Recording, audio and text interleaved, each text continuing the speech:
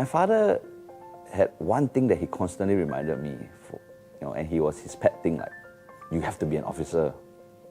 I mean, for years we were neglected, and doesn't matter what time I come home as a kid, doesn't matter what fights I get into, doesn't matter what the hell we do, he's okay with it, he's cool with it, and then suddenly he says, okay, you must be an officer, which is the complete opposite of what my childhood was like, right?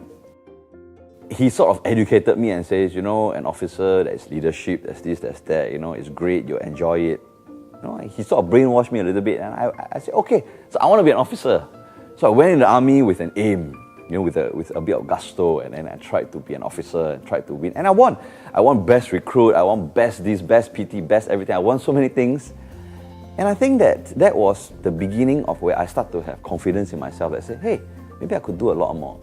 When I started to do well in the army, and then really got selected for OCS, which is went to officer school, for the first time I said, hey, I aim for something, I work slightly hard at it, and I get it.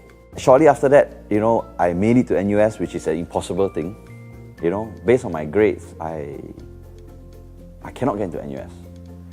So my father, same thing, my father said, why don't you just apply? I said, why? This kind of grades, why? What's the point of applying? I got CCE. So he did it for me. He pulled out the form and everything, he put for me. So I got rejected. Because army, you have 3 years, so I got rejected. So I said, yeah, I told you what.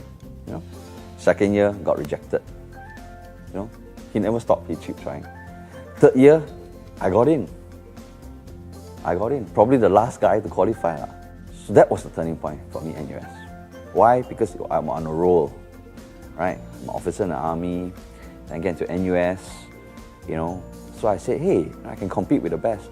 Then I told myself, okay, now that in NUS the slate is wiped clean.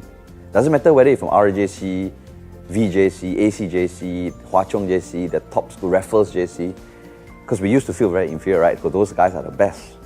I told myself, hey, but it's even now. Your RJC, whatever, doesn't matter if you're 3As, I got CCE. Let's try to compete, because confidence was picking up. So I competed with these guys. I want to know how much, where do I stand with the RJCs and everybody. After my first year, which is the first year, I got into something called the Dean's List. So they said, hey, you're on a Dean's List. I said, what's the Dean's List? I thought it was a list that, the Dean put bad people on, I said, not again. I was on every discipline's master list, So they said, well, the Dean's List is for people who are in the top 5%. Then I go and ask the RJC, I said, hey, how about you? Are you on the Dean's List? They said, no.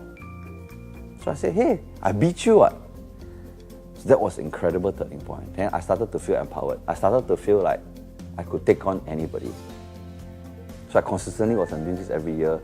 By the second year, half semester, I went to UC Berkeley, which is a top university in the US for exchange program.